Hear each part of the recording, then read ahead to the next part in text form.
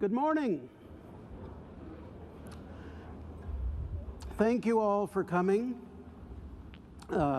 Thanks for joining us for DevOps for Every Team. I'm Sam Guckenheimer. My colleague Ed Blankenship will be joining me in a few minutes. If you are planning to tweet, you're encouraged, and there are the details you need on the title slide before they go away. How'd you like the keynote? I loved seeing Hai-Wen and Emma and the bracelet for Parkinson's. My mother had Parkinson's for 10 years, struggled with it long before we had wearables, and I totally wish that had been available for her then. Satya talked about opportunity and responsibility, and I think that was a great way of framing the conversation for us.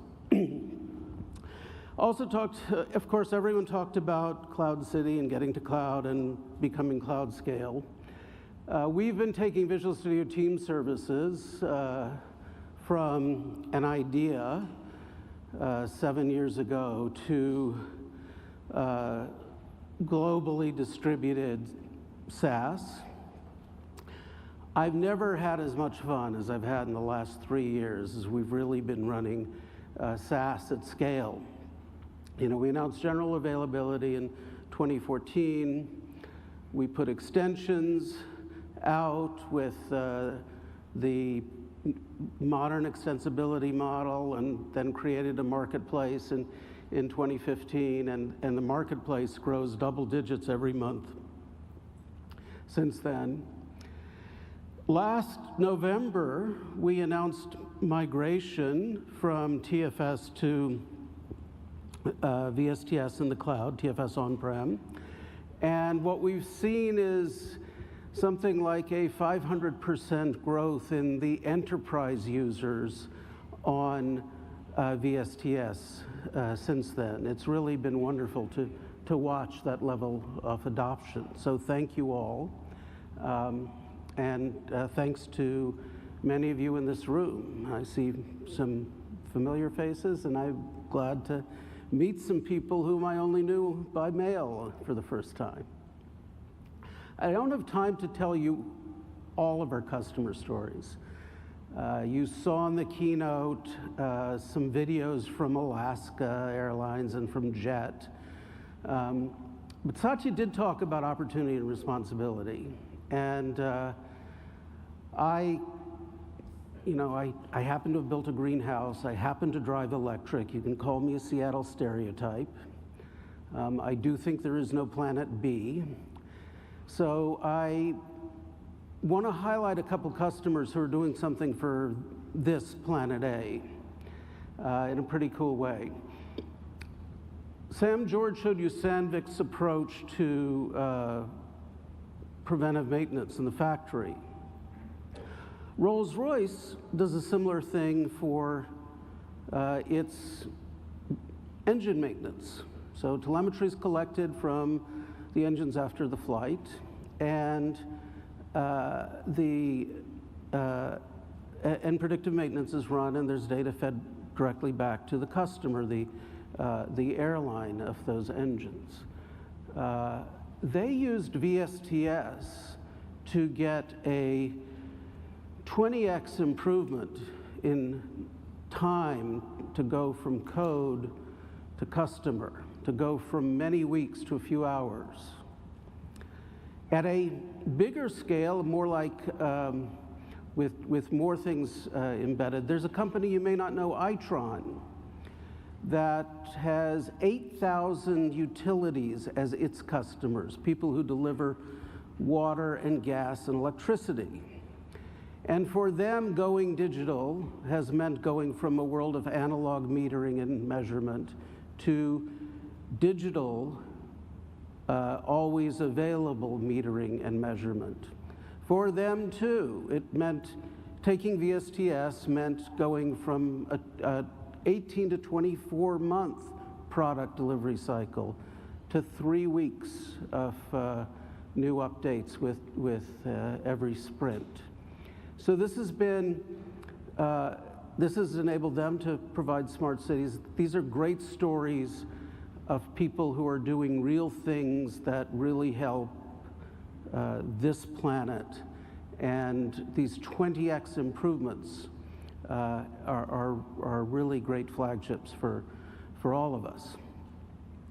Now, we've talked a lot about DevOps as the full life cycle. We've talked about the need to do agile planning, the need to have build and test, and modern code management, and continuous integration, continuous testing, and these practices that allow you to take things in a pipeline to release with continuous delivery, and to deploy to the cloud, to deploy on-prem, to deploy to all the cloud models, and then to monitor so that you can learn from the running application. You saw lots of application insights for monitoring in the demo this morning.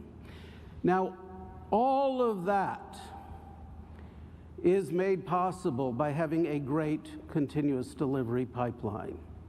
So we are going to be talking here this morning about continuous delivery for every team, every app, and every platform. Okay.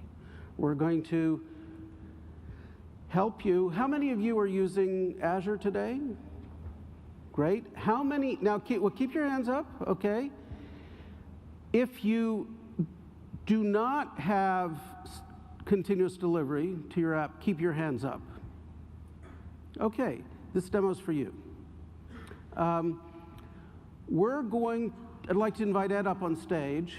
We're going to start from the beginning and say, what if you don't have anything?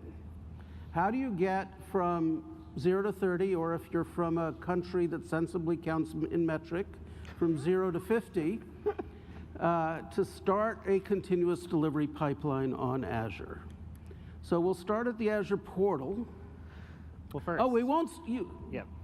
We'll start at GitHub, it looks like. Yes. You like this GitHub thing, huh? Well, I only mention this is because, of course, the audience would assume that everything works with Visual Studio Team Services. But I'm going to show a completely different workflow here to see how we can get going. So I have a demo app here that's a public repo. It's a Node.js-based web app up in GitHub. And then what we're going to do is we're going to have an entire pipeline in a couple of minutes. So let's get our. Okay, I know. Let's get a stopwatch going. Okay, got it. We're here in the Azure portal here, and so what I'm going to do is I'm going to create a brand new Azure App Service. Okay. So keep him honest. Yep. Here we go. Make sure he's doing a new one. So this is a Azure web app. And it's a vessel for taking any kind of application. So let's see. Build. I saw Melinda in the audience. Why don't you name it after her? Melinda. Okay. All right. There was Melinda. Okay. All right. So we're going to create that. We're going to come over here and watch the notifications for just a second. This should be pretty quick. So we're now looking at the app portal in Azure, right? That's right. And you just said, give me a new Azure web app. That's right. And with Azure App Services. And it's ready to go. Okay, and it says there's a deployment. Okay. All right. And so today what we're announcing is that we have a new experience for actually creating a continuous delivery pipeline from scratch. And all right. So that's right here. And it's going to be super easy to get this up and going. So the time, there we go. So you'll see deploy with confidence, and there's just one simple button here. And let's go tell it a couple of things. So like I said, of course, this works with our Git repos inside of Visual Studio Team Services. Yeah, but you were in GitHub. Okay, that's so right. You're going to connect directly to GitHub. That's right. Okay. It's going to pull back all of the repositories that I have access to. Okay. So how does this know you're credentials in GitHub? Ah, that's a good point. I've practiced this demo a few times, and so it asked me to log in. Got it. Okay. Okay, so it All right, sees good. what you got in GitHub. Yep, good. There we go. So that's good. So let's press OK there, and then let's go configure this. Now, of course, we would work with ASP.NET and ASP.NET Core, but we also support other technologies like Node.js and Python, and very soon we'll have PHP support too. So this is brand new as well.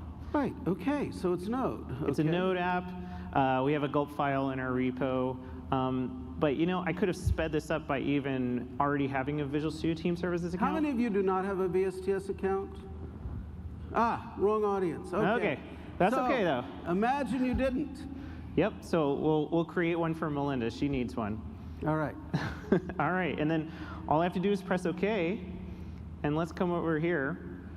And it is going and setting up an entire continuous delivery pipeline for me From the Azure portal. from the Azure portal. So it's creating Melinda's VSTS account. That's right. Huh. And it's Okay. done, so the VSTS account is created. So Melinda, Okay. you have one now. Okay, and can we look at that website that you created, the web app that you created? Good point, good point. So let's go over here, and we'll go just open this up. And you'll see it's just the default Azure App Service. Right, okay, so this is what you get when you create something empty and you get to have this getting started video and stuff like that. That's right. Okay, so that's what it was before.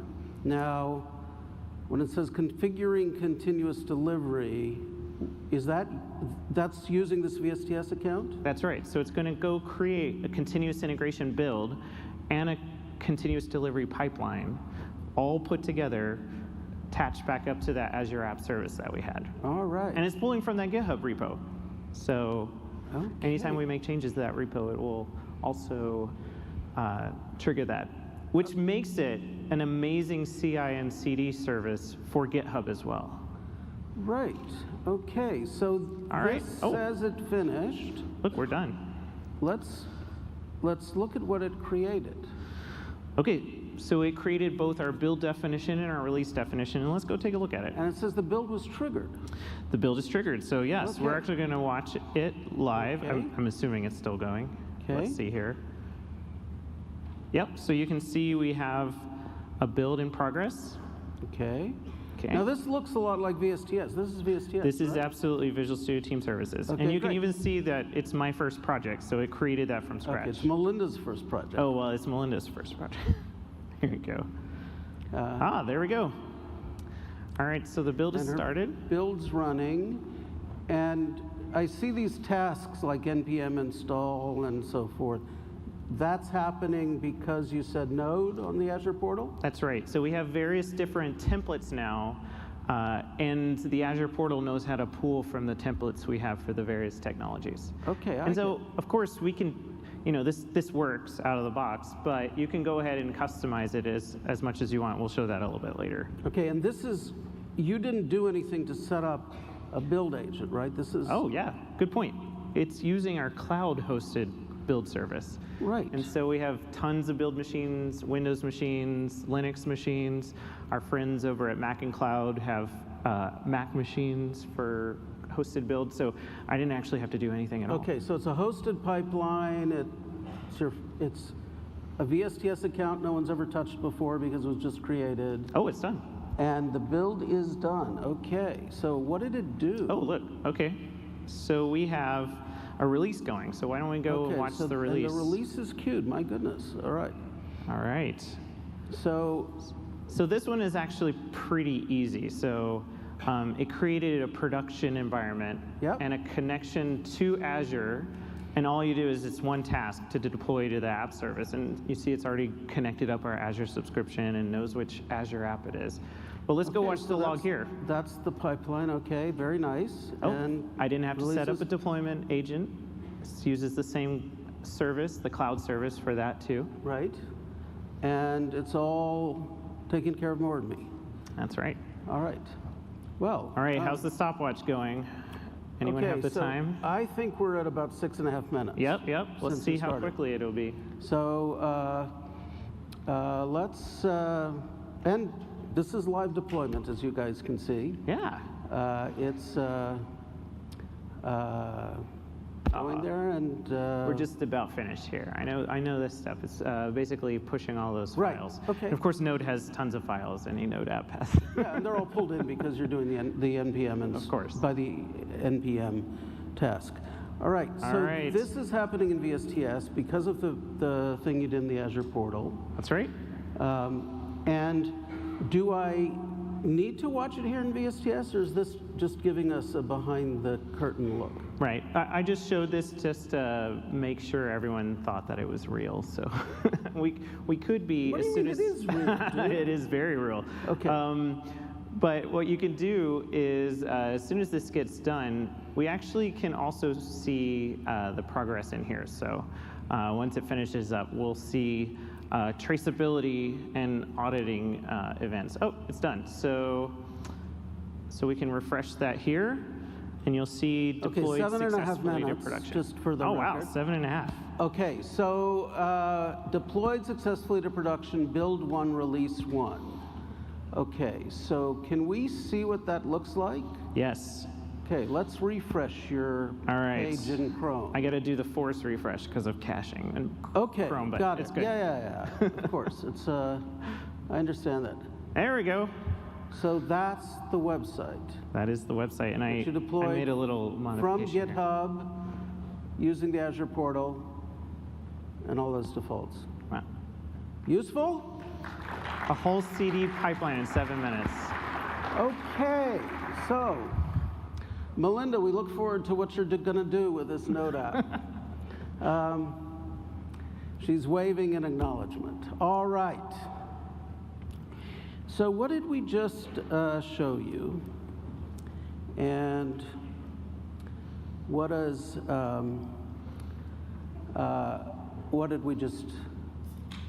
what did you just get? So there are 2 announcements here that we just breezed through.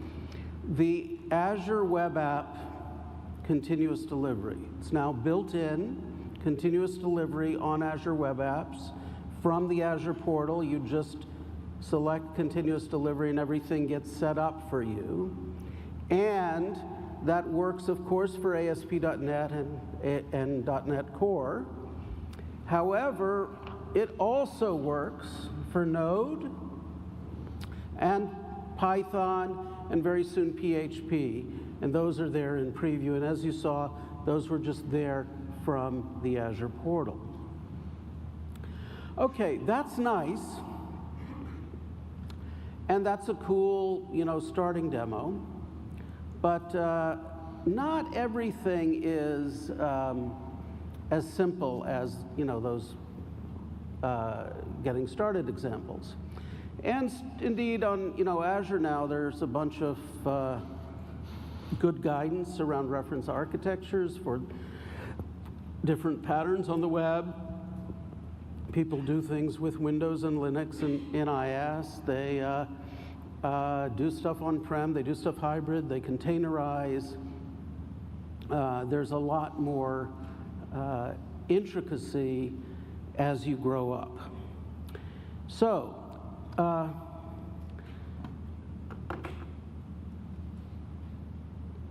There we go.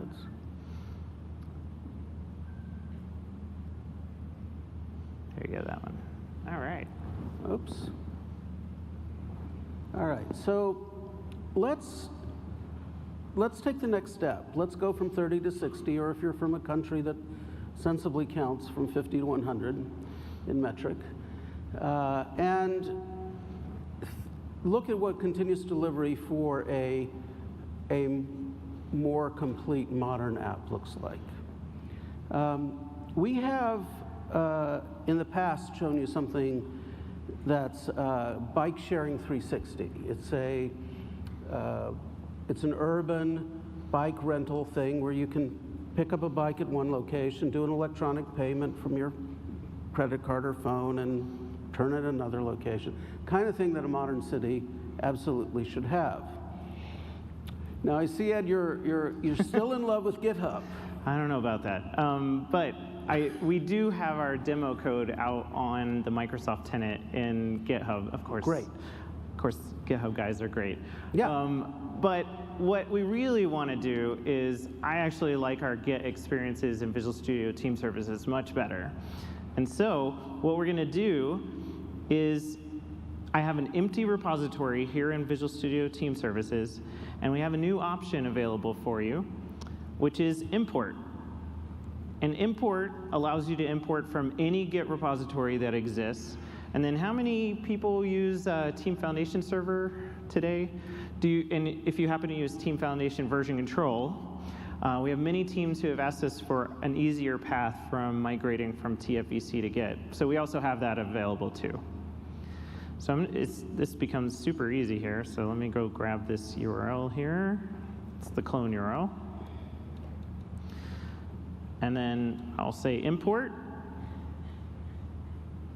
And then it'll take just a few seconds, and it will grab it's basically cloning the repository and bring it inside of Visual Studio Team Services. So pretty awesome there. Okay, there so it is. now, Hey, so you're in VSTS. You had an empty repo you imported from GitHub that was too fast to count. There it is. Go back for a minute. Let me. Yeah, sure. Yeah. So okay. So that's the master on bike sharing 360 import. Okay, got it. There you go. Okay. Now in a modern workflow, you're of course working in small batches, and you're working in a continuous flow. I see you've got a Kanban board for your team. Looks like you've got a user story assigned to you. I do. As a bike rider, I want to see 5 of my previous rides. So that's an update on what the service returns. If you want to work just on that thing in code, how do you match the code to that work item? It's a really good question. So what we follow is our topic branch model as we do changes on our team. And so it's really easy to use a temporary branch and create that straight from the user story or from the bug. And so I'm going to say new branch here.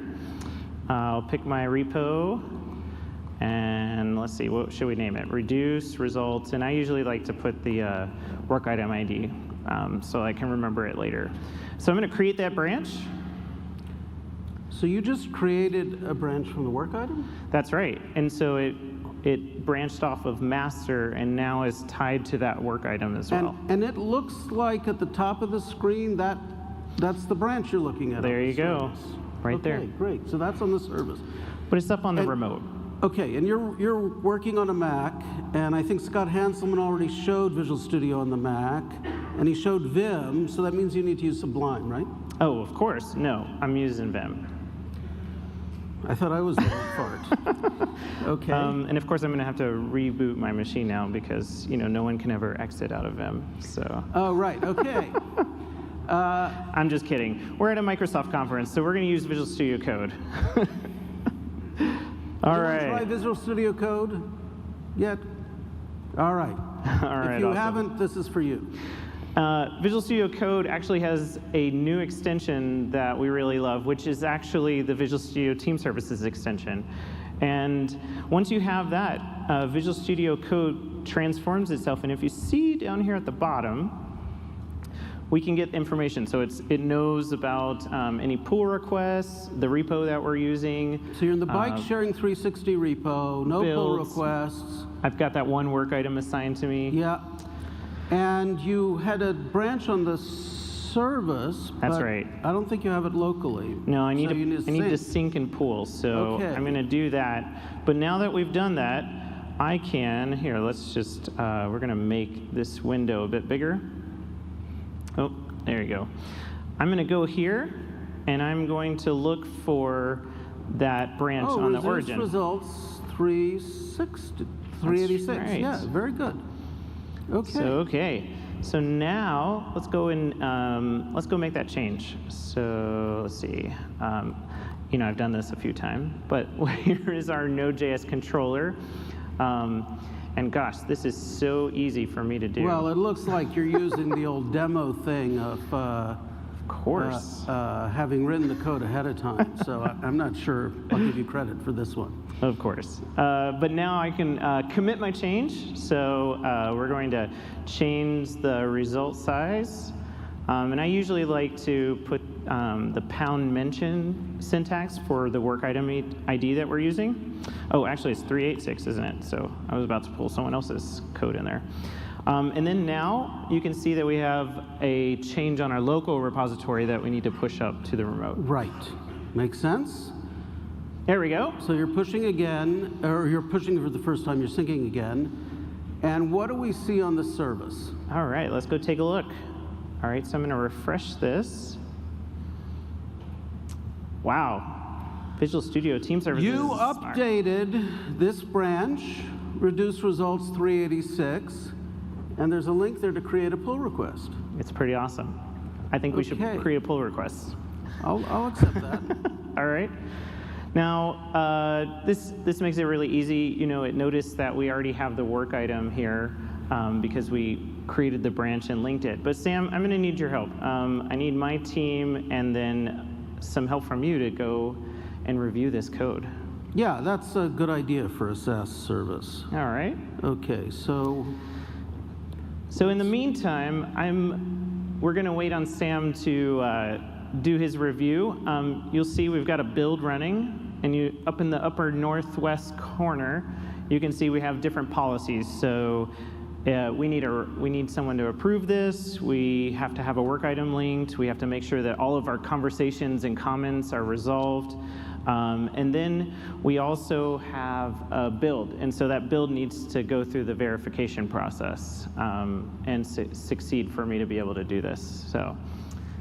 Just give me a minute to, to look at your files. And, you know, I can also add other reviewers down here. So Abel's usually pretty good as a reviewer. So we'll add him. He'll get an email notification to let him know what's happening. But so now. So I am going to. Thank you. Oh, that's odd. So.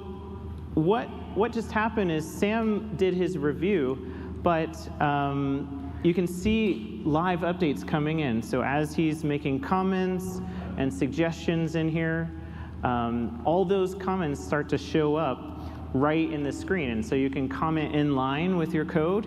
You can, oh yeah, next time let's use a feature flag. See, it came right there. So I can go back and say, Sam, hey Sam, why don't we,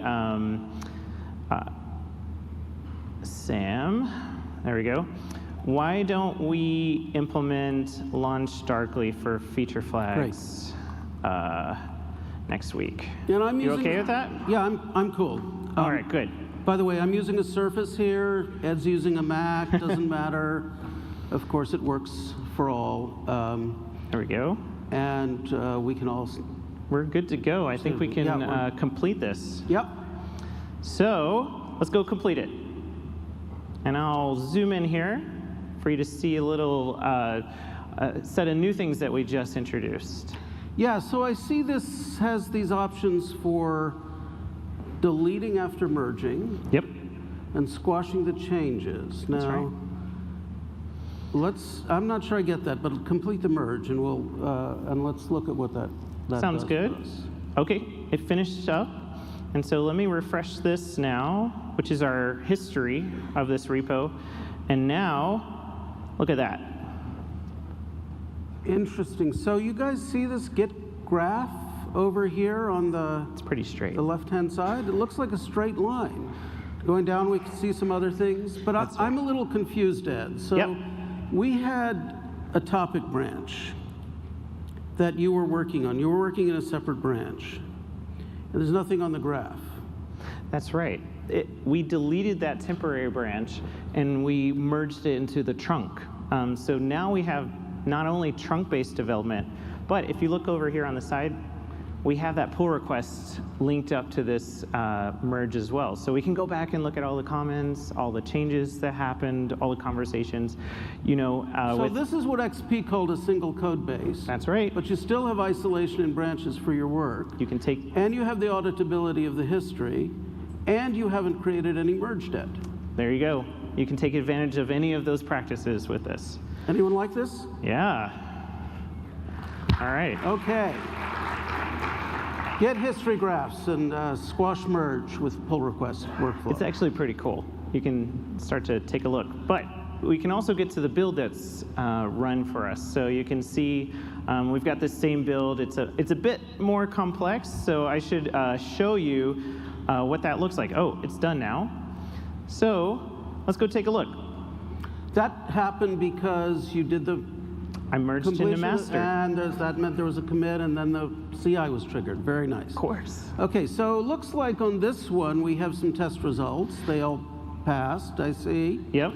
And we have code coverage from those test results. That's Great. right. Work items, associated changes. User story 386 you were working on, yep. And there were changes you did. Excellent. There you go. Okay, so this was Node. That's right. So you just clicked on White Source Bolt, it looks like, and this is telling me about security. So this is inventorying the packages that were brought over from Node? All the NPM dependencies, and you know how Node works, like everything has like tons of other dependencies. Yeah, you never know exactly what's getting pulled in. Exactly. And it says the versions you got of those 107 packages are secure. They're That's green. right.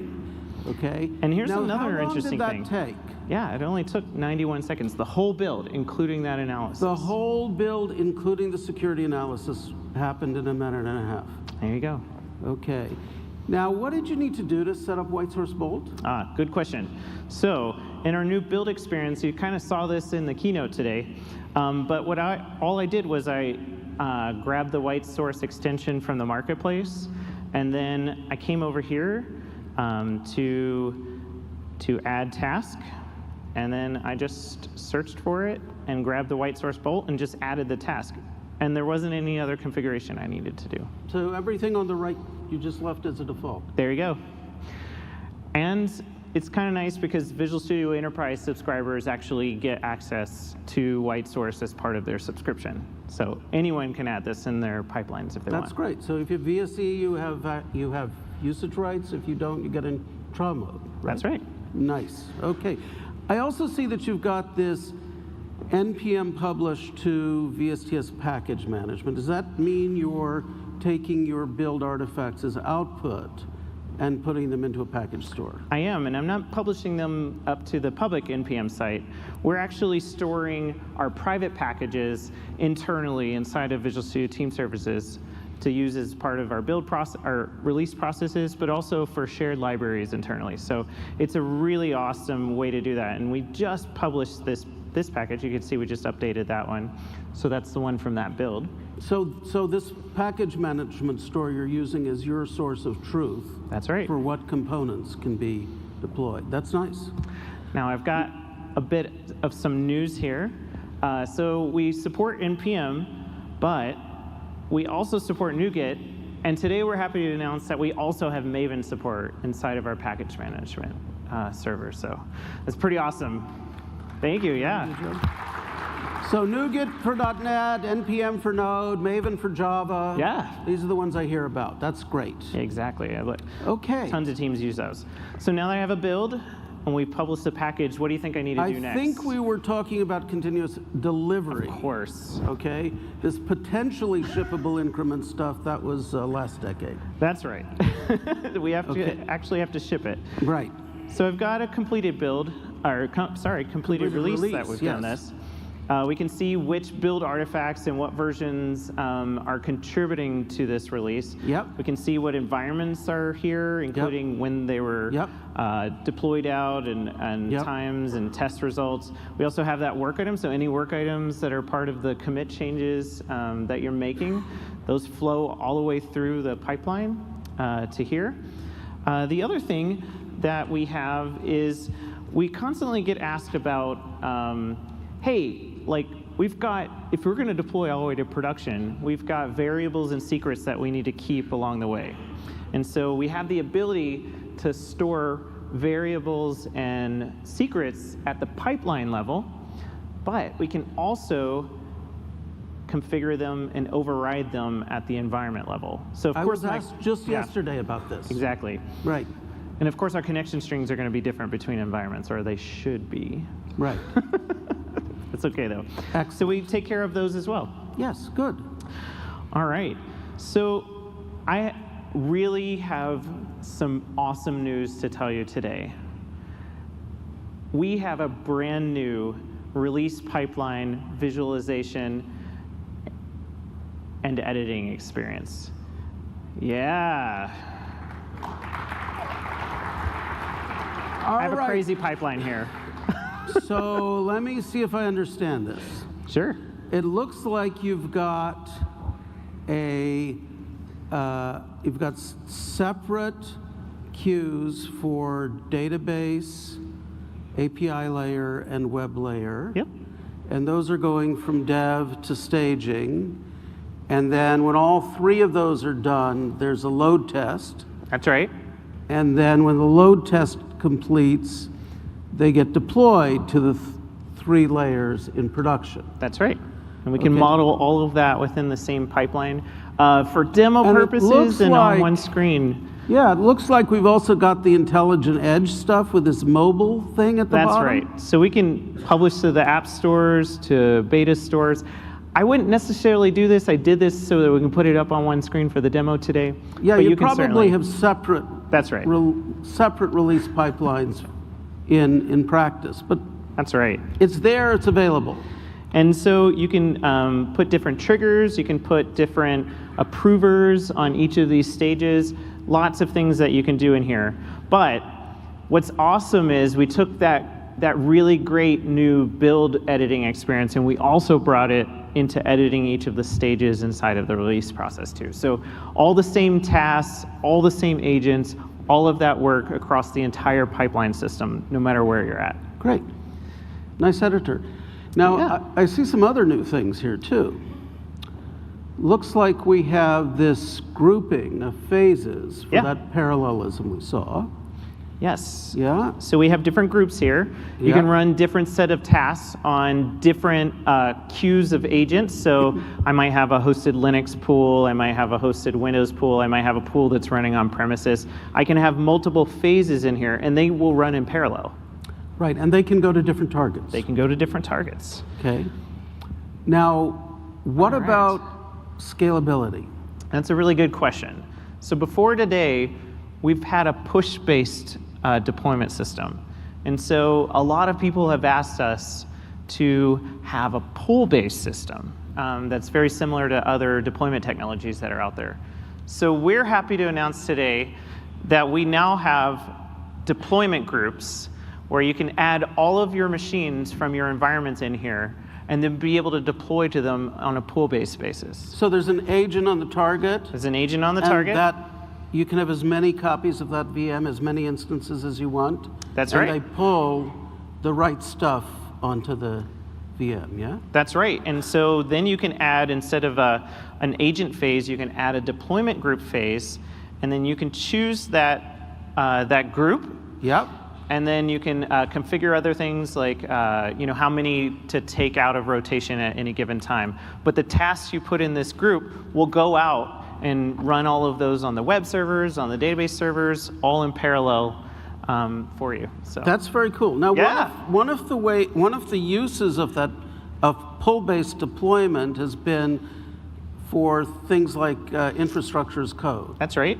Actually, I think we have a new task. Chef. Yes. Huh. Anyone use Chef? And what's, All right. look so, at that, Sam. So Chef, I think, is announcing today That's right. that they have a new extension that takes advantage of deployment groups so that you can do infrastructure as code with Chef recipes and cookbooks on these deployment groups and do it at totally elastic scale across VMs or indeed VM scale sets. So that's a great example of a partner from our marketplace taking advantage of this extensibility. Yeah. And so we have agent-based deployments, pool-based deployments, in a completely new paradigm. But one thing that people usually ask us is, how much is this going to cost? And so we're happy to announce today that you can have unlimited numbers of agents in each of your pipelines without any additional costs. So you don't even have to spend any money on that.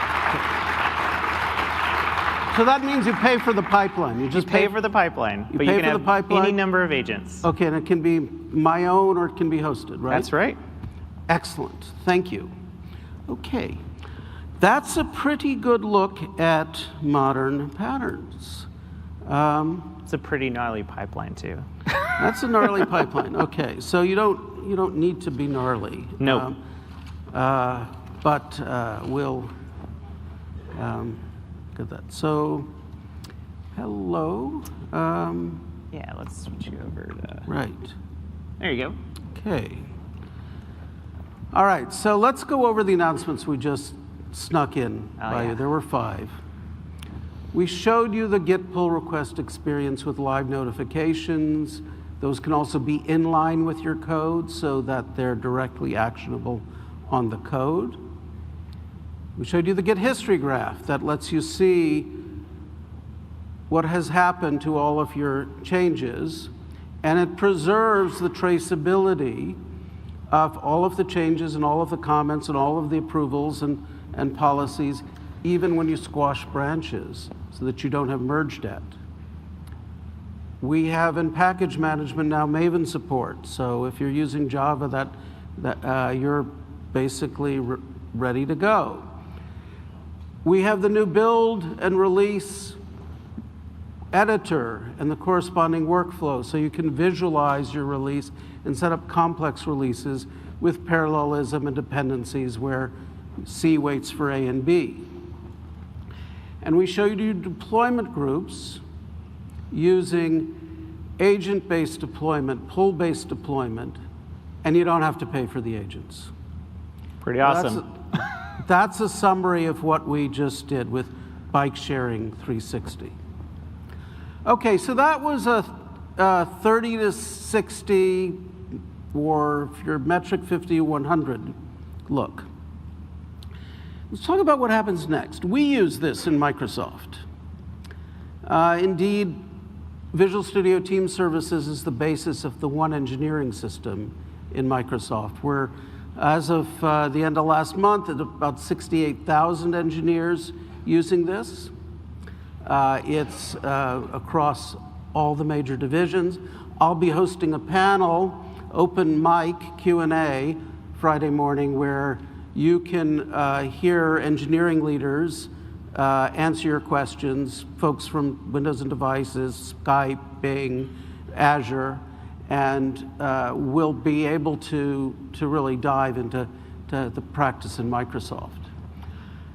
Let's show you a little bit of that now. Let's go 60 to 120, or if you're metric, 100 to 200, and talk about running SaaS at scale in Microsoft. And it's a pretty awesome thing. So usually when I tell people we use Visual Studio Team Services to build and deploy Visual Studio Team Services, their mind blows. It's like a chicken and egg problem, but we do it. Yeah, so this looks like a dashboard I recognize from one of the feature crews. I picked a random one, yep. Yeah, feature crew, Scrum team, same thing basically. So we have, this is what they look at, Scrum in a team. Most people get that these days. It does look like they have a nice cumulative flow over the last 6 sprints where work in process has been nice and lean. Looks like they're also experimenting with the new cycle time measurements that we put in a widget that's available in preview. I'm sure this team loves the transparency we're showing today. Yeah. So, I mean, we didn't warn these guys that we'd be showing their stuff. So that's okay. We'll keep it amongst us. Don't hassle them about their bugs over Twitter, please. Okay. This is the real instance. It's live. This is live. That's how a team works. But of course, everyone says, "Fine, we get this. We get this Scrum stuff. We know how to do Scrum for 7 people. That's that's old, last decade's news. How do we scale?" So what we introduced in VSTS, in TFS, is a way of looking across teams with what we call delivery plans.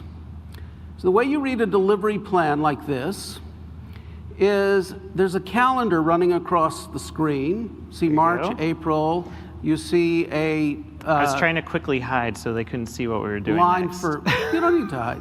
A line for today, okay, and then you have the same lining up along the future. Our model, which we recommend, is that all the sprints are the same. They line up for us as 3 Monday to Friday weeks. But if you had different length sprints, they'd still line up under the same calendar. And we're looking here at the feature level. You know, that's where a pointy-haired manager like me looks. And you know, events are important to us, so we are able to add different build markers along the way too. Yeah. So like today's is build, actually, yeah, today is build. So there you go. Okay. We were working towards that goal today. We'd see the today line in any event. Build is something that we added. So this is a high-level view, but it doesn't need to be just a high-level view. We can drill down, so the engineering manager might want to say, what's all the work here across my related crews? And you can see we have user stories and bugs and customer support tasks that are there. And if we drill down, wow, we get to all of them. They're doing a lot of work. Yeah, this is real live data, so don't. Pretty freaking awesome. Yeah, don't try to figure out anything about individual performers. And Sam and I, this is a very interesting problem because we have about 65 feature teams, and keeping up with what all of the 65 feature teams are doing is a pretty challenging task. So now delivery plans help us do that. Yeah, it is a great progress. So delivery plans now generally available. And with that, Sam, how much do they cost? They don't cost anything. They're just What? with your subscription. They're included with your VSTS subscription. Useful? Anyone? Oh my gosh. Okay, good. Let's, now while we're on our instance That's of right. VSTS, and we're talking about how we work as a SaaS company, let's take a look at our pull request flow, shall we? We actually, man, we're running, oh, the last one has failed, so that's a really interesting thing. Okay, We didn't so plan that. Stop right here. Okay, I just want you to appreciate. Oh, wow. This screen full is a set of pull request builds in progress right now. All right? That's right. Let's look at one. Let's go down and look at one that was completed, shall we? Yeah, let's do that. This one's live, instead of one running. I'm going to go to one that was about 3 minutes ago. Completed 3 minutes ago, okay? Wow. So this is, this is real data. Okay, looks like it ran 51,829 tests. That's right. And they passed.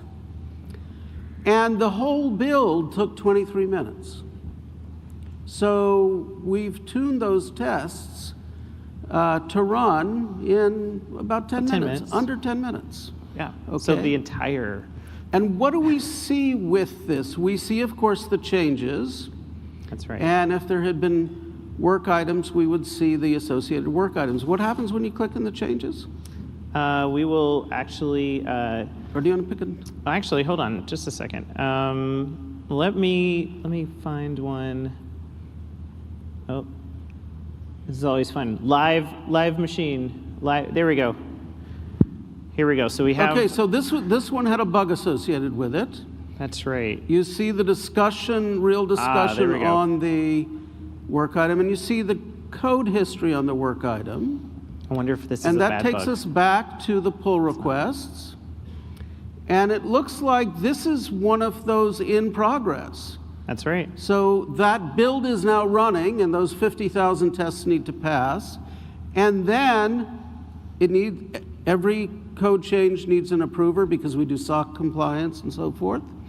And then it has a series of tests that need to run afterwards. Pretty Those awesome. tests will run once this has gone through CI.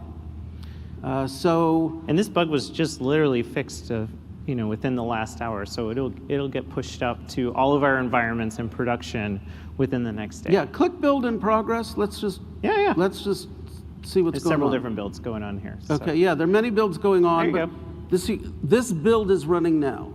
Okay, and this is our flow, and you know, we don't really have time to do a lot in this session, but you saw, you know, 20 or so of these pull request builds running right now. All the time. You'd see, if we looked at the CI build, you'd see them, you'd see many, many per hour.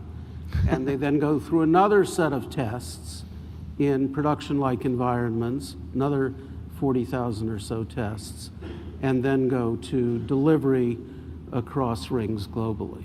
There you go. So Awesome. that's a little hint of working at scale as a SaaS provider. Interesting to anyone? Okay. Yeah, if you ever want to come up to Redmond, we usually give talks about all sorts of things about running our. We have an amazingly large 5+ million user base of a huge Azure app, and so we talk about this quite a bit. Feel free to grab so us. I mean, we will. You know, we're happy to show you how we work. Yeah. All right. So there were two announcements there. There was one announcement we snuck in, which was delivery plans with your VSTS subscription, no extra cost. And I'm happy to announce also today that VSTS is now supporting encryption at rest for all the new work item, source code, and build artifacts you bring in. And the old ones that are there are being encrypted have been encrypted as well. So, for those of you in an enterprise situation worried about encryption at rest, we got you covered. There we go. Thank you. Okay. Now, a bunch of hands went up before when we asked about who's using TFS. And I regularly get the question, well, are you getting rid of TFS? What's going on? We're not getting rid of TFS. We develop cloud first. We are deploying continuously to the service, and then we make quarterly updates to TFS. So everything you see comes down to TFS as a quarterly update. Of course, you install that at your pace in your data center. There you go. We showed you the power of the marketplace and ecosystem in Bike Sharing 360, and we use a bunch of these things internally. So in our demo, we showed you White Source Bolt for open source security, and we showed you Chef explicitly. On that build, there was also Redgate Ready Roll for managing the database deployments in the CI/CD pipeline. And Redgate is here and also has SQL clone to get production data available to you for test in your test sequence, so you can get test data. And we did a teaser about Launch Darkly for feature flags. They're in the exhibit area downstairs in the hub as well. So we encourage you to go to them. A few others I'd call out are another one doing open source security is Black Duck here. Aquasec is great for container security and container workflow. Checkmarks and Veracode will scan the code you write, not just the code you reuse. SmartBear has some great things for testing you can put in the pipeline, and for doing configuration testing. In addition to Xamarin Test Cloud, there's a couple partners, Sauce and Perfecto here. I'd also, for those of you doing .NET, wanting to do security, I'd also recommend you look at Preemptive. So they're all downstairs in the hub. Wow. Now, I'm not going to have time to run back through the announcements. You can just take a picture, post it on Twitter. This is the stuff we talked about this morning. Okay, and we have blogs on this that should be out by the end of the day that you can all get more details from. So what do we ask next? What can you do next? There's a DevOps area down in the hub. Come by the booths. If you haven't done a pipeline in Azure, you can start one, or you can show us your pipeline. And Ed has his final demo. There we go. Because he did one, he won a t-shirt. You can win a t-shirt too.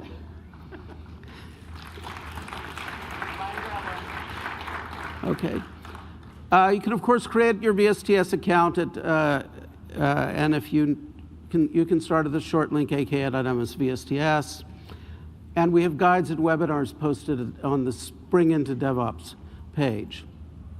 There are several related sessions. These things were on your chairs. There's one correction of time for the mobile center, which is about mobile DevOps. That's going to be Thursday. Right next door. Yes, next room. Martin Woodward will be here at 3:30, and we'll go deeper on the Azure CI/CD, things we didn't show you, like VM scale sets and container workflows and what have you. And if you're interested in monitoring an App Insight, Shiv has a session Friday at 2. And please, my panel, Friday morning, open mic. All right, so please fill out your eval. Thank you very much for coming. We look forward to seeing you in the hub, and we look forward to seeing you online. Go eat lunch. Time for lunch. Thank you. Thank you.